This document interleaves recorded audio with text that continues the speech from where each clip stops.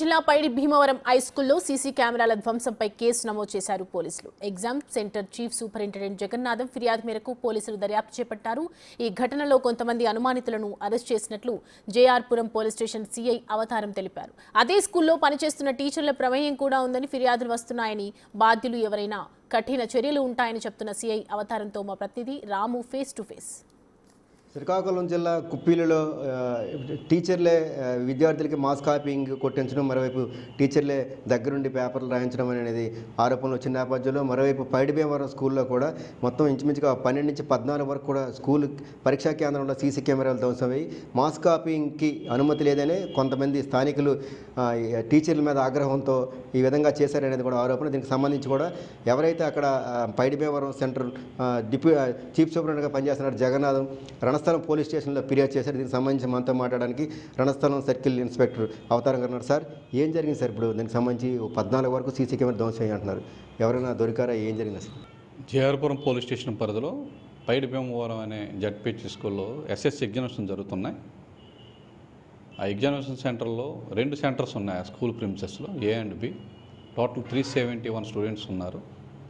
Hindi exam ఏదైతే 2 exam జరిగిందో, exam అయిపోయిన తర్వాత 3rd to 9th క్లాస్ పిల్లలు స్కూల్కి వెళ్ళే క్రమంలో కొంతమంది విద్యార్థులు వెళ్ళి ఎగ్జామినేషన్ సెంటర్లో అమర్చినటువంటి 2 సెంటర్లో 16 రూమ్లు అమర్చబడినలో కొన్ని కెమెరాలు వైర్లు తీసేయడం కానీ డీవీఆర్కి ఇచ్చిన కనెక్షన్ తీసివేయడం జరిగింది. దీని మీద చీఫ్ సూపరింటెండెంట్ అయినటువంటి సిహెచ్ జగన్నాథరావు గారు ఇచ్చిన ఫిర్యాదు మేరకు జేఆర్పురం పోలీస్ స్టేషన్లో క్రిమినల్ ట్రెస్పాస్ అలాగే పబ్లిక్ ప్రాపర్టీ డ్యామేజ్ యాక్ట్ కింద కేసు నమోదు చేయడం జరిగింది. నా సీన్ పరిశీలించాం. చాలా కెమెరాల యొక్క వైర్లు కానీ డీవీఆర్లు సంబంధించిన కనెక్షన్స్ ఏమి ఉన్నాయి. అక్కడ చూసే పాత రికార్డింగ్స్ చూస్తే అక్కడెక్కడ కూడా రికార్డింగ్ అయినట్టు కూడా దాఖలా లేవు. ఎందుకంటే అప్పటి నుంచి కూడా మొదటి నుంచి కూడా కెమెరాకి సంబంధించి అక్కడ రికార్డింగ్ అయ్యి లేవు. అక్కడ ఉన్న టెక్నికల్ సపోర్ట్తో చూస్తామని కూడా దీన్ని బట్టి క్లియర్గా తెలుస్తుంది. అక్కడ ఉన్న కొంతమంది స్టాఫ్ కావాలని అక్కడ రికార్డింగ్ దగ్గర ఉన్న పవర్ కనెక్షన్ ఆపివేయడం, అలాగే ఈ స్టూడెంట్స్ వచ్చారంటే కొంతమంది సపోర్ట్తో వచ్చినట్టు తెలుస్తుంది మాకు. కొంతమందిని అదుపులో తీసుకున్నాం, విచారిస్తున్నాం. ఎవరి పాత్ర ఉంది అనేది ఇవన్నీ కూడా ఎవరున్నా సరే అందులో టీచర్స్ ప్రమేయం ఉన్నట్టయితే ఉన్నతాధికారులకు ద్వారా కన్సర్న్ డిపార్ట్మెంట్కి మేము ఇన్ఫర్మేషన్ పంపించడం జరుగుతుంది టు టేక్ నెసరీ యాక్షన్ అనేది. డెఫినెట్లీగా మా ఎస్పీ గారు శ్రీ కేవి మహేశ్వర్ రెడ్డి ఐపీఎస్ గారి క్లోజ్ పర్యవేక్షణలో చాలా సీరియస్గా తీసుకొని దగ్గరుండి కేసుని పర్యవేక్షిస్తున్నారు.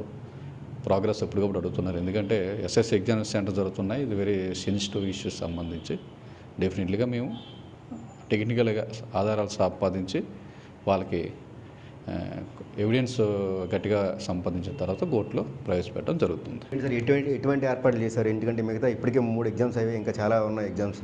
లేదు, తర్వాత ఎడ్యుకేషన్ డిపార్ట్మెంట్ అధికారులు కానీ డిస్ట్రిక్ట్ అడ్మినిస్ట్రేషన్ ఆఫీసర్ మళ్ళీ ఆ సీసీ కెమెరాలు కంప్లీట్గా మళ్ళీ వర్కింగ్ కండిషన్ తేవడం జరిగింది. పోలీస్ సైడ్ సంబంధించి మోర్ ఫోర్స్ని పెట్టి అక్కడ ప్రిమిసెస్లో దగ్గర ఎవరు లేకుండా చేయడం జరుగుతుంది. ఇప్పుడైతే పీస్ఫుల్. నిన్న విజిట్ చేయడం జరిగింది.